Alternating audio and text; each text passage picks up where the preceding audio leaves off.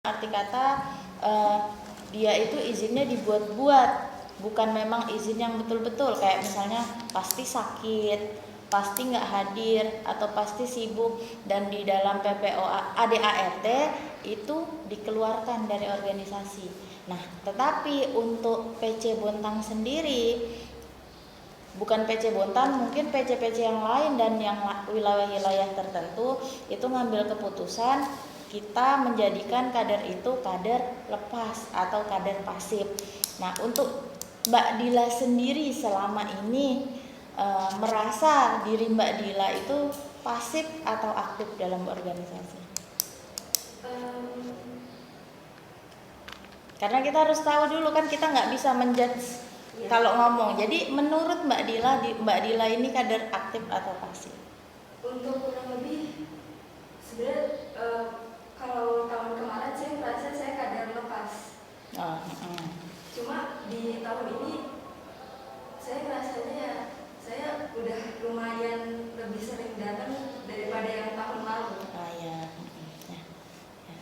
Jadi itu ya, kita ini di sini bukan oh iya benar. Jadi kita bukan membenarkan, membetulkan, tapi kita lihat fakta sendiri kayak gitu. Cuma karena kalau misalnya kita enggak begini, kader-kader itu merasa kita dijudge sama ketua, padahal kita belum sempat ngomong aja gitu. Kan Dila pernah menjadi PH ya, cuma kita nggak sempat ngomong aja. Jadi kita mengira-ngira bahwa ini tuh kader lepas, dalam kondisinya memang dia lepas begitu.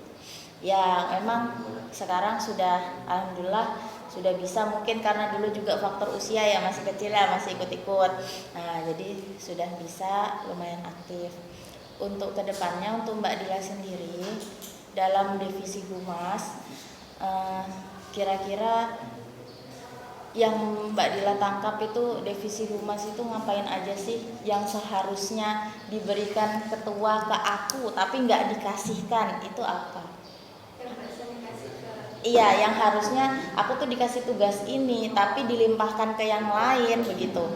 Itu gimana? Kan pas itu kan saya sempat sharing kan tentang divisi humas itu kan ketua tuh ada bilang kalau humas informatika dan komunikasi itu kayak nge-share info-info kegiatan atau lomba yang ada gitu kan.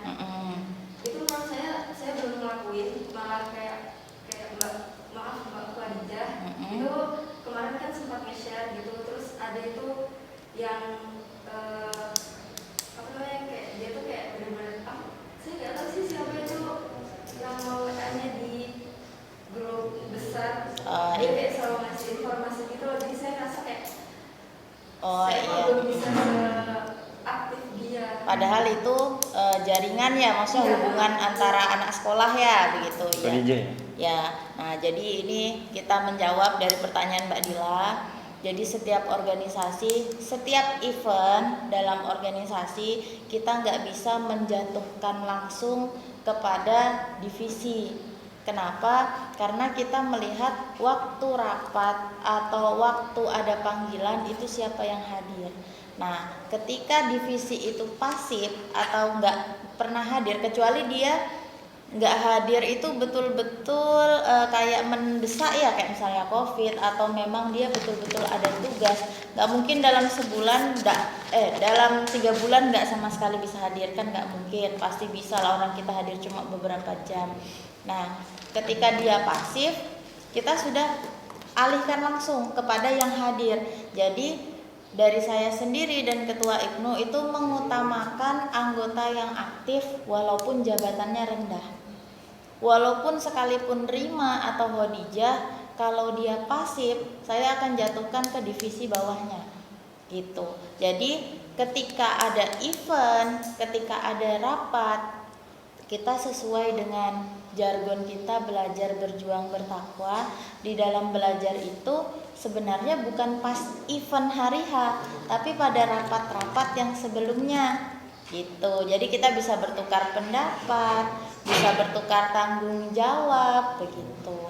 Jadi mungkin ketika dipanggil ke Kemenak perwakilan, itu Khadijah yang bisa datang gitu. Dan saya sebagai ketua nggak mau nggak mau rakus, maksudnya saya ambil semua tanggung jawabnya, jadi langsung saya lempar. Yang bersedia waktu itu Rekanita Khadijah.